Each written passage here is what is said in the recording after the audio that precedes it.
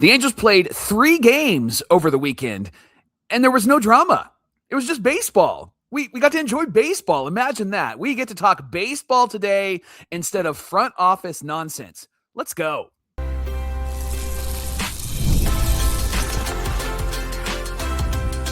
You are Locked On Angels, your daily Los Angeles Angels podcast. Part of the Locked On Podcast Network, your team every day. Thanks for making Locked On Angels your first listen of the day, part of the Locked On Podcast Network, where it's your team every day, and the #1 sports podcast network in all the land. And today's show is brought to you by MLB The Show 2026. Visit MLBTheShow.com/LockedOn and use the promo code LOCKEDON to unlock a pack for use in the Diamond Dynasty. Pre-order right now. It's available March 17th on PlayStation 5, Xbox, and Nintendo Switch, and rated E for everyone. Happy Monday to you, and thanks for being here for this episode of Locked On Angels, where it's your team every day. You've got the Frisch brothers here with you, a.k.a. the Super Halo Bros. My name is John, and that's my brother Mike. And my name is Mike, and that's my brother John. Hey, Mike and I talk Angels baseball with you 5 times a week here on Locked On Angels, Monday through Friday, every single weekday. We hope that you leave here a more informed Angels fan, and you feel better about the conversations you can have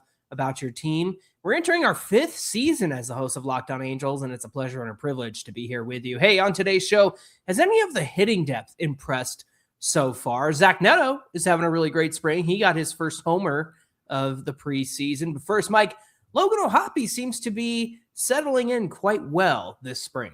Yeah, the Angels picked up a good victory on Friday against the Reds, and Brent Suter was on the mound in that game, and Brent was going to be stretched out. There's been some conversation about him maybe being a long reliever, being somebody who would fill in the gaps. I got a text and a picture from Locked On Everydayer Coach Cope, who had Mike Maddox and Brent Suter working together with each other. Cope, appreciate the photo. Now, Suter got the start in this game against his old team, and he went 2 innings, gave up 3 hits, 1 earned, 2 walks, and 1 K. The 1 run that he gave up came in the first inning after a ground out. There was an infield single, a single, and then a walk, bases loaded, and then a single scored a run, then a fly out and a strikeout to end the inning. John, talk about what happened in the second inning. Yeah, he gave up a leadoff walk, and then he got a double play and a foul out to end the inning. So again, all told,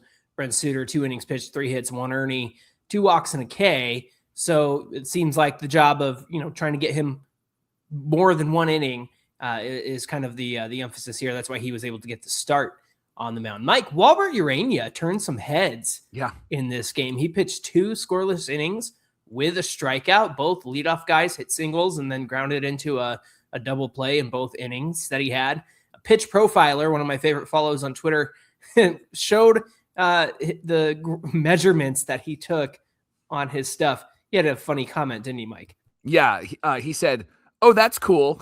The Angels just have this guy named Walbert Ureña who casually chucks 100 miles an hour, a bowling ball as a sinker at 100 miles an hour." Loved that comment. John, it was nice to see Ureña get some love. I've been really impressed by him. There's been a lot of really great conversations about him the last couple of years. And I know when we look at the Angels, there's a lot to be frustrated with. But John, some of these minor league guys in a minor league system that doesn't get ranked very high look really good so far this spring. Yeah, it was nice to see him get some attention. He is on the 40-man roster, Mike. He's got 28 starts last year, 27 in AA, 1 in AAA. He threw a 1-hit complete game shutout in AA last September, and he got the win in this game against Cincinnati. Ryan Zefferjon pitched an inning. He gave up a run on a leadoff triple and then a sacrifice fly. Mike, can you guess which pitch he started 3 out of the 4 at bats with? Can you take a wild guess here? Can we figure this out, Ryan? Can we figure out that some of your best pitches are pitches that you're not throwing? I mean, it's ridiculous that this guy doesn't use his best stuff to start out an at bat because he is so good. He throws the same junk 3 out of the 4 times in this at bat. Yeah, it was the slider, which is funny because he's got a really impressive cutter, but everything registered as a slider on StatCast. So I'm interested to see, whether one was one and one was the other. But the one at bat, he started with a sinker, ended up being the at bat that he got a 5-pitch ground out on. So I keep saying start with the hard stuff, man, because going with the slider and all that junk and the sweeper, I hate when he starts an at-bat out like that. Yeah, Angels got a 1-2-3 inning from 3 guys in their bullpen, and then Sean Anderson finished the game. He got the first 2 to fly out, gave up a solo home run, and then got a strikeout swinging to end the game. And then checking in on the regulars in the Angels lineup, there were 4 Ks from the regulars. Joe Adell had a strikeout. Christian Moore had 2. Bryce Teodosio had 1. They did have 12 Ks altogether in this game, still working on getting that under double digits. They had a couple of games last week where they were doing that more consistently. I'm only worried about the starters in the lineup, getting them right and not having these young guys go up there and strike out, because that doesn't mean anything to me. Yeah, absolutely. Now, top of the 4th was a big inning for the Angels. Nolan Shawnuel led off with a double. I hope he gets like 40 to 50 doubles this year. That seems like he could be right in line with who he is. Then Joe Adell lined out to right, which moved Shawnuel to third. Productive out. That's what you want from the starters. Then Logan O'Hoppe smashes. I got a text from Coach Cope who said destroyed this ball and hit a 2-run home run to left field, and Christian Moore singled. He got moved to second base on a balk call, and then Oswald Peraza drove him in with a ground rule double. That's how the Angels got on the board. Yeah, they added on in the 7th, 1-out bunt single from Bryce Teodosio, and then he scored on a Denzer Guzman double. So good seeing Guzman be productive there. Now, question, Mike, let's talk about O'Hoppe for just 1 second. He lined out to right in his first at bat, 104.2 off the bat, which I like because it's the other way. It's not a pull fly out. It's going the other way. His second at bat, he got the cutter inside twice in a row. And the first one was pretty in on the hands. He got it again, recognized it, and that's how he hit that 2-run home run. And then the third at bat, a 4-pitch walk. And then when he's on base, he steals second and then gets to third on the throw down to second. So a stolen base, a walk, and a home run. Is this Logan O'Hoppe settling in this spring? Yeah. He looks like the Logan O'Hoppe that we saw a couple years ago when he first came up, and then that second year. John, he just looks relaxed. He looks like what's on his mind is just making sure that he's making good contact and playing good defense. It doesn't look like he's overthinking things. He's an athlete and he's talented. And the fact that people have poo-pooed him and said, you got to play Travis d'Arnaud over Logan O'Hoppe and you got to give up on him and you got to send him to the minor leagues to let him get right and all that nonsense is nonsense, because this guy is good. He is a potential all-star, in my opinion. He is somebody that just needs to have somebody figure some things out with him. And the video that I got was from Coach Cope was Logan O'Hoppe and Max Stassi, thank you, working on catching and working on defense. And John, this guy is putting in the time and the effort. He is the exact kind of player that you want on this team, somebody that's going to bring a winning attitude. And that's what the Angels need. They need a winning attitude. They need somebody with a lot of talent and somebody who's willing to work on what he's not doing well, but also to know where his gifting lies and his talent lies and live within his means. And it felt like last year they were asking him to be what he's not. And what he's not is all of the things that they were trying to get him to tweak on, and his swing and his defense and how he's going to have one knee down and one knee up. Logan's just got to be who he is. And I think he's got some really good coaches around him that are going to help identify what's inside of him and help him to become all that we know that he can be. Yeah, I hope so, because he's definitely had his stretch of runs where, he looks fantastic and he's destined for like the All-Star game, right? And then all of a sudden he just cools off. So hopefully there's some consistency there. And I'm looking over the line and no strikeouts from Logan O'Hoppe. And that's always a really good thing. And then you mentioned it, Mike, Joe Adell, even though he lined out, didn't do anything on, the scorecard. The fact is that he lined out the opposite way. So if there's somebody running to second, running to third, that's the direction you want to go, is to right field. So a productive out there, moving Shawnuel over to third base, and then he got driven in by O'Hoppe's home run anyway. So I like what I saw in this game. And Teodosio, bunt single. Yes, more of that, please, right? He said he's been working on that, and he put it down, and it was a really beautiful bunt, and he's got the speed to be able to beat that out. So that's, I think, what is going to allow him to be an impact player on this roster. Not quite sure that he makes the opening day roster because of guys like Jose Siri and other guys that could potentially make the lineup. But I think he's somebody that needs some at-bats in the minor leagues, and then they can call on him immediately. And he'll be an impact player because his defense is that good. John, if he can figure out how to swing the bat and maybe bunt the ball more, he could be a really good threat at home plate. Yeah, I think I might walk back my Jose Siri making the team rhetoric that I had earlier in spring because so far, I know it's not great. Yeah. we'll talk about the depth a little bit later on, but thanks for making Locked On Angels your first listen of the day. Coming up, feels like Zach Neto is also settling in to spring as well. And has Reid Detmers lost a really valuable weapon? We're going to talk about all of that and much more coming right up. College basketball is nonstop. Big games, tight spreads, momentum swings every single night. And from early tip-offs to late night West Coast shootouts, there's always action on the board. It's March Madness, friends. Can't wait for it. And now FanDuel is giving you a way to turn that energy into an even bigger potential win with college basketball parlay profit boosts. You can build any college hoops parlay you want, rivalry games, ranked matchups, whatever fits your read, and you can mix spreads, totals, and player props to match how you see the slate playing out. You can go safe, you can go bold, you can ride with the team that you've been following all season long. It's your parlay, it's your style. Now there's more upside behind it. Head to FanDuel.com to get started. That's FanDuel.com. FanDuel, play your game.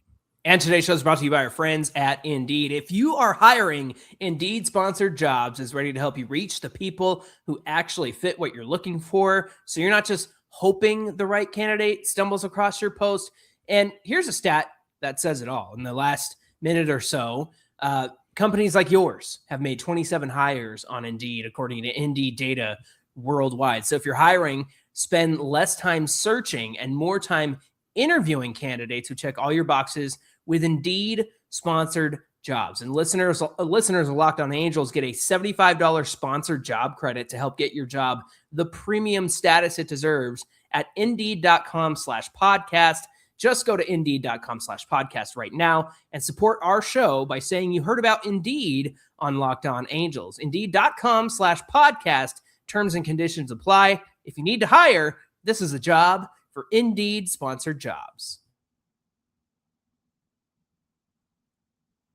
Thanks for making Locked On Angels your first listen of the day, and thank you for making Locked On the #1 sports podcast network in the country. We appreciate you. And friends, baseball is back, and you can get locked on by joining the Everydayer Club. It gets you ad-free episodes and access to a group chat on Discord with all the other Everydayers, including Locked On Angel Everydayers. And we would love for you to join us. Get started at lockedonangels.supercast.com or check the link in the show notes. The Angels had a 5-3 lead going into the 8th inning against the Diamondbacks. Unfortunately, Javian Sandridge gave up 5 runs to hand the Diamondbacks the 8-5 win on Saturday. But the big story in this one, Mike, was Alek Manoah getting his second start. 3 innings pitched, 4 hits, 1 walk, and 1 K. Now, he did get off the hook in the first with a pickoff at second base.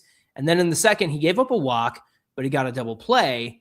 Gave up 2 singles, but then there was this crazy play with a stolen base attempt at second. Went from d'Arnaud to second base, and then the runner at third broke for home, so then it went second back to d'Arnaud, and they got tagged out for the final out of the second. He gave up a 1-out hit in the third, but got the next 2 batters to get out of that inning. The fastball velocity was about 92. That's about a mile per hour down from where he was the last time he was in the majors at 93. Mike, question. Alek Manoah has 5 scoreless innings so far. Are you surprised with how Alek Manoah has performed so far? It's been great to see, but John, my favorite stat is WHIP.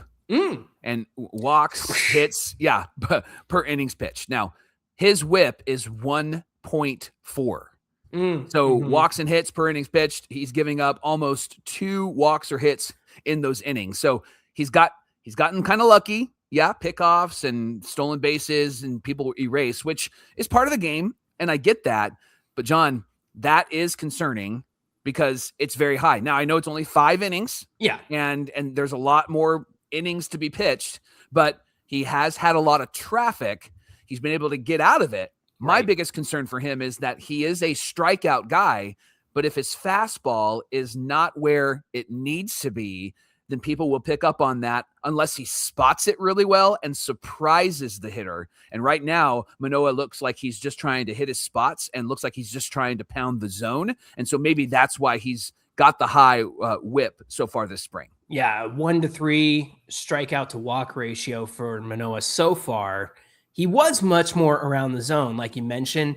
This time around, last time, had a couple of flyaway pitches and whatnot, and it's stuff that you went, oh no, he's going to hit somebody else in the face. But better command, trying to get swings and misses on the slider and the sinker, like down and away. You could see that he was trying that, especially when you look at the graphic of where all his pitches landed around the zone. Now, Mike, there were a lot of bullpen guys that we'll probably see throughout the year. We know at least 3 of them are going to be in the bullpen to start the year. Drew Pomeranz, Kirby Yates, and Jordan Romano. And then Taylor Saucedo also got into this one. I have a feeling that we're going to see Taylor Saucedo in the bigs because he was great with the Mariners in the minors, came up for a cup of coffee and just, short amount of innings, a lot of activity, and it gives you, a 17 ERA, and that's the thing about relievers and bullpen and ERA, I should say, is just, it's hard to get a read on guys sometimes. But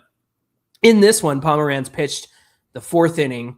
He had a single, a foul out, and a strikeout before giving up a 2-run homer, and then he got a ground out to get out of the inning. Kirby Yates got into the 5th, had an infield single, 2 strikeouts, an RBI triple, a walk, and a strikeout.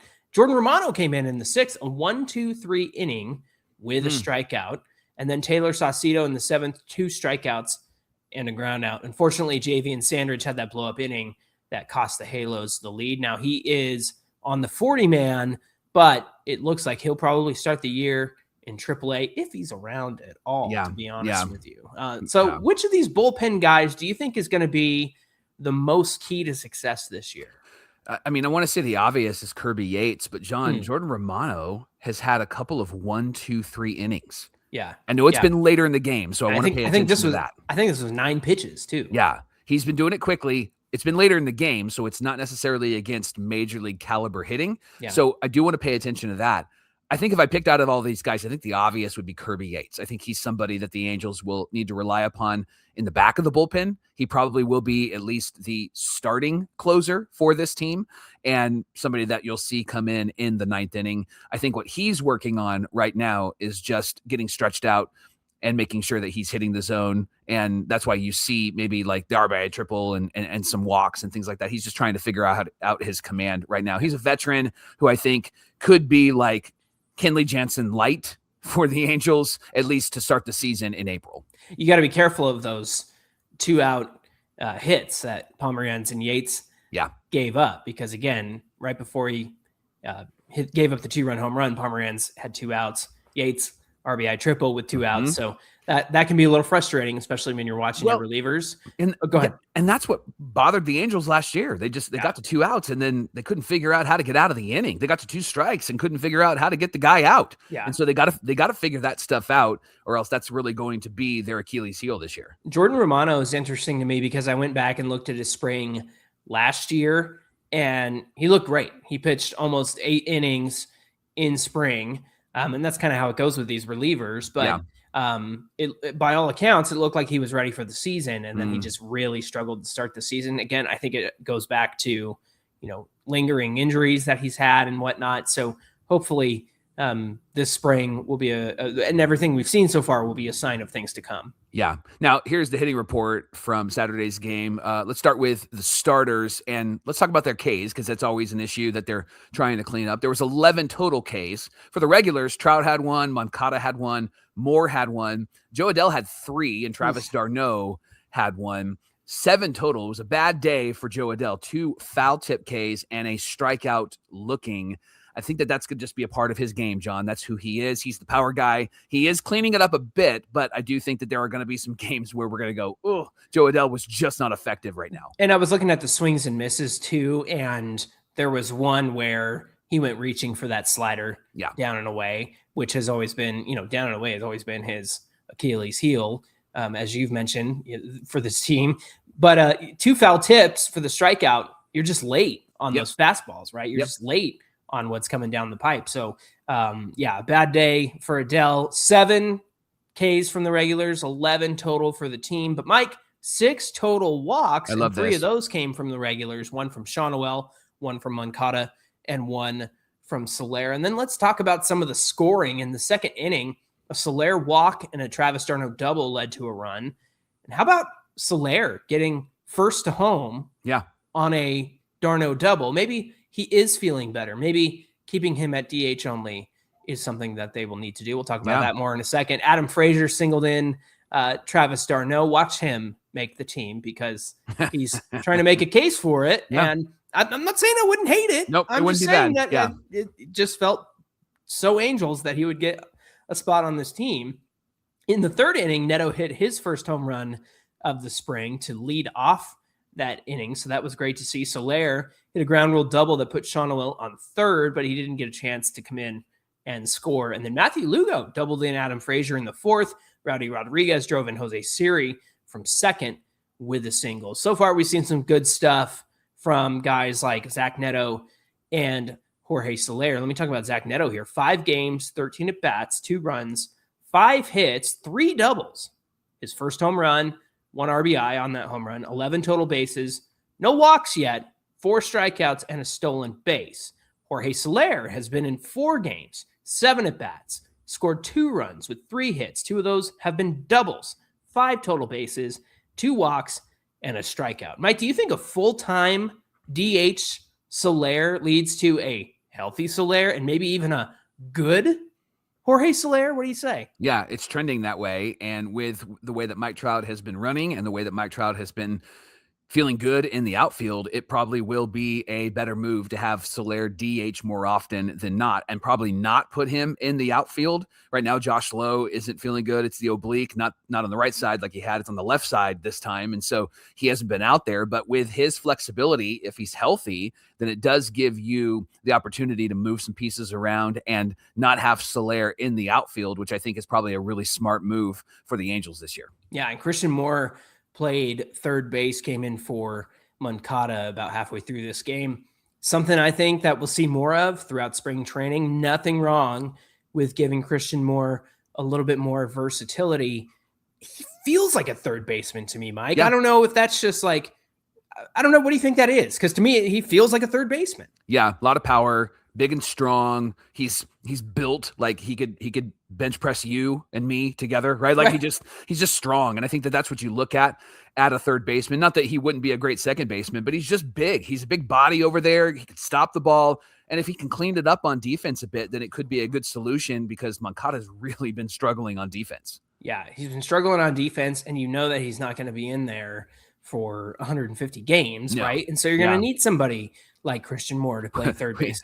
Go ahead. Which is why Adam Frazier will probably make the team to play second base. Right, exactly. But look, in that scenario, the only reason I would be against Adam Frazier making it is because Christian Moore would lose playing time. And then you have to consider Vaughn Grissom's there and Oswald Peraza's there. And I know that maybe one of these guys might not even make it to the major league roster or the 40-man roster when all is said and done, other than Christian Moore. But at the end of the day, it can't be a bad thing to have him working out over at third, especially in spring training where these games are just practice. There's something to the fact that I can see him diving and snatching up those hardline drives over to left field. It just feels like it's a more natural fit for somebody like Christian Moore. Today, I am thrilled to be talking about our sponsor, MLB The Show 26. The greatest game in baseball is back with its newest installment. Baseball fans are going to love this game. They're going to have a hard time pulling themselves away from playing this game. Speaking to you, John, I'm talking right to you. Yep. I love franchise mode in these games because it's the only time that my favorite team actually makes the playoffs. You've been playing full seasons of video game baseball since I was a kid. I remember being bored watching you guys play that. I love it. And I try to run with the exact team that they have and then try to prove that this team can actually win. I also love the career mode because my church league softball days was as far as I got in my pro career. So I love playing the show and being able to, get pretty far. Being a pitcher is fun. Being a hitter, you're playing every day. Being a pitcher, you do every 5 days and you can really get through the season a lot quicker. I love both of those. It's a lot of fun. If you're a gamer, baseball fan, or you just want to enjoy America's favorite pastime in a new and exciting way, you're going to love MLB The Show 26. Play as your favorite team, franchise players, and see if you have what it takes to make it to the World Series. Visit MLBtheshow.com/lockedon and use the promo code LOCKEDON to unlock a pack for use in the Diamond Dynasty. Obviously, an internet connection is required. Pre-order the game, available March 17th on PlayStation 5, Xbox Series X and X, and Nintendo Switch. Rated E for everyone. The Angels got out to an early lead, 3-0 in the first inning on Sunday against the Dodgers, but that lead slowly slipped away over the course of the game, and it led to a Dodgers win 4-3. And Reid Detmers got his second start of the spring. Mike, tell us how he did in this one. Yeah, 3 innings, 5 hits, 2 earned, 2 walks, 2 Ks on 61 pitches. Was a really good test because it had most of the Dodgers regulars in the lineup. Now, last time out, Reid gave up 3 runs in 1 2/3 innings pitched. He told Jeff Fletcher of the OC Register, "I'm making progress, better than last week. Body felt way better, felt a little bit more in sync, still working on some stuff, trying to hammer the bottom of the zone a little bit better." John, on that note, he did throw a lot of sliders down and in and below the zone, and the 4-seam sat at about 94 miles an hour. That's down from about 96 last year. And we knew he'd probably see a downtick in velo because he is starting, not just coming in to be a reliever and can just unload, probably a side effect of that adjustment. I think the hitting the bottom of the zone, he's saying that he's doing that, and then seeing the evidence that he's doing that, that made me feel kind of good, like that he is trying things and working on some things. What are your thoughts there? Yeah, he certainly was aiming for the bottom of the zone. There was a couple sinkers in there as well. I know he threw 1 changeup, which he didn't use at all last year. So a lot of stuff working down. And then, of course, there were, fastballs above the zone. So he's trying to change the eye level of the hitters up there. So it seems like Reid is starting to have an understanding of how good he feels, but also what he's comfortable throwing and also being a pitcher, right? Changing that eye level, working inside, outside, that sort of thing. Mike, I want to ask you if this is concerning to you because I have a few numbers on his fastball. Last year, out of the bullpen, remember you mentioned that we'd probably see a lower velo on his fastball because he is starting, trying to pace himself. He was 96 on his fastball last year out of the bullpen. And then he used that 4-seam fastball as his put-away pitch about 25% of the time. He also used the slider about 25% of the time as his put-away pitch last year. But every year that Reid has been a starter, the velocity on his fastball has been about 93, 94. And that same 93, 94 mile an hour fastball, he's used that to put away hitters 18.6% of the time or less. So to put it another way, hitters have whiffed on his 96 mile an hour fastball 31% of the time last year. But on his 94 mile an hour fastball, hitters whiffed 25% or less in his time as a starter. Do you think that with a slightly slower fastball, again, it's just 96 and 94, doesn't seem like a big difference, but it kind of feels like one. Do you think that's a big weapon that he's losing going from the bullpen to the rotation? Because we knew it was going to happen. Yeah.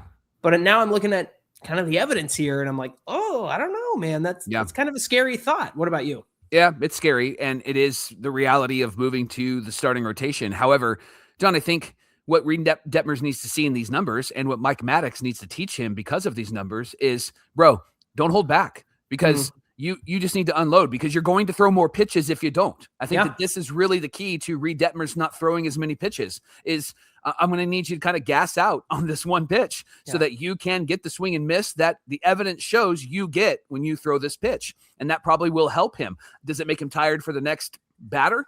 Sure. I mean, that's part of being a starter, unless you right? threw 20 more pitches because you didn't get the strikeout. Yeah, I hear what you're saying. I think that you should gas out on a pitch rather than throwing 20 more and use your weapon to its greatest ability. Yeah, we've seen it a lot. We've talked about Shohei a lot on the show. Yeah, when he would start, just free and easy 98, and then he'd go, you know what? I'm going to rear back and throw 101. They haven't seen that yet, and he would get the strikeout. So maybe if Reid can kind of implement something like that, just, hey, every now and then you need a 96, fire it in there, dude, because they're not going to be able to catch up with it. Let's talk about the hitting in this one. I love seeing this. Mike Nelson Rada leads off the game with a bunt single over to third, and then he steals second base. Vaughn Grissom gets his first home run of the spring, a 2-run shot, dead red slider down the middle, 411 feet to center field, a little left center. Logan O'Hoppe follows that up with a home run to center field, but kind of the opposite way. It was more center field than right center field, but it was the other direction. Fastball up and away that he punched to the right, 418 feet, 107.4 off the bat. Unfortunately, that was all the scoring the Angels had in this one. Yeah, you mentioned the depth earlier. Here's the depth hitters from Sunday. Jose Siri, 0 for 3 with 2 Ks. Jeimer Candelario, 1 for 3 with a K. Mancini, 0 for 2 with a walk and 2 Ks. Chris Taylor, 0 for 2 with a walk and a K. Also had a throwing error in center field. Nick Madrigal got an infield hit. This guy's David Fletcher. Like everything he does reminds me of David Fletcher. Just like when he swings and everything. Yeah. The way he gets his hits and gets on base, it's David Fletcher 2.0. It makes sense why he hasn't done much in his career because David Fletcher had one really good year, right? The other years were kind of mediocre. Oswald Peraza hit a double. He saw 3 ABS or it should be at bats, at bats that saw him hit the ball over 100 miles an hour. Kyren Paris also had a double in this one. Yolmer Sanchez walked and got to third on Paris's double. Wanted to come home on a Rowdy Rodriguez fly out to right, but the throw home was really, really good. And so he did it. Yeah, he thought better of that. So have any of these depth hitters, now that you kind of ran through their line, we saw most of them in this game, has anybody impressed you so far in terms of depth? Of the names that we read there, not really. I do like Vaughn Grissom, and I know he hit a home run in this game, but I don't know if any of these names are going to be names that are going to blow us away. I think they're going to be people that make the roster because of their flexibility and their reliability. Like Chris Taylor stands out as somebody that can move all over the field, and it could be a utility piece for Kurt Suzuki. I just don't know if he is going to do enough to be able to make this team. Looking at the other names, I think if anybody is going to catch my eye, I'm going to pay attention to Kyren Paris because I want to see what Kyren Paris can do. I want to see if Kyren Paris can be the guy that he was at the start of last year. And there's a great article about how he knew that pitchers caught up to him and he just couldn't figure out how to adjust. If he figures that out, I think he could be a really consistent hitter in the major leagues. He also got some playing time at third this weekend too. So that was great to see. He did that in the Mexican League earlier this fall too. Finally, top it off, Ryan Johnson and Austin Gordon, 2 pitching prospects in the Angels system, got into this game. Ryan Johnson, 3 innings pitched, 3 hits, 1 earned run on a home run, 2 strikeouts and no walks, Mike. I think that's key. Gave up 1 hit through the first 7 batters, was cruising. He had 2 outs when he gave up a home run to James Tibbs III, and then a Mancini error after that extends the inning. Johnson gave up a double, had runners on second and third, but he got a ground out right back to him to end the 6th inning. And then finally, Austin Gordon, 2 innings pitched, 5 hits, 1 earned run, 1 K. He had 3 straight hits with a run scored to start the 7th inning. Then he got the next 3 batters, and in the 8th, he gave up 2 more singles, got 2 flyouts and a K. So Ryan Johnson, Austin Gordon getting into this one. Not bad outings from them, just a lot of traffic, especially for Austin Gordon. But then it seemed like he was able to settle down and kind of take care of business there. Ryan Johnson, to me, I say, let him stay in the minors, let him cook. No, we need to rush him. Let this guy become who he needs to be to help out at the major league level, because he doesn't need to right away. They've got enough depth for the bullpen that I don't think Ryan Johnson needs to be trying to earn a spot in the bullpen as a starter. Maybe they give him a look later on in the year, but I think at this point, it's better to keep letting him develop in the minor leagues. So that was the weekend that was for the Halos. Again, 3 games, drama-free. We're here talking about the 3 games and not anything dumb that Artie said this weekend. I love it. Thanks for making Locked On Angels your first listen of the day. Make sure to like and comment and subscribe to Locked On Angels on all platforms to get the latest episodes. And if you never miss an episode, the Everydayer Club is built for you. Get Locked On Angels ad-free, plus members-only Discord access and so much more. Head to lockedonangels.supercast.com to join the club. Hey, be sure you give us a follow on Twitter at Locked On Angels, at Super Halo Bros on Twitter, Instagram, and TikTok. We're going to be sharing your voicemails on social media this week. Everybody sent it. We got so many voicemails. I don't even know where to begin, but I started with the funny ones. So there you go. Good. Mike, when we come back on Tuesday, what do we have on deck? Mike Trout's back, or at least everybody's saying that Mike Trout is back. Right. And we're going to tell you why everyone's saying that and why we might think so too tomorrow on Locked On Angels. Yeah, looking forward to that conversation. We hope you'll come back and join us. Until then, my name is John, and that's my brother Mike. And my name is Mike, and that's my brother John. All right, all you sickos who love this Angels team and all the everydayers who love to watch and listen, we'll see you back here on Tuesday. Are you going to do a franchise in the show? You know what I like to do? I like to do a fantasy franchise. And I think I'm gonna do Zach Neto, #1 pick. Heck yeah.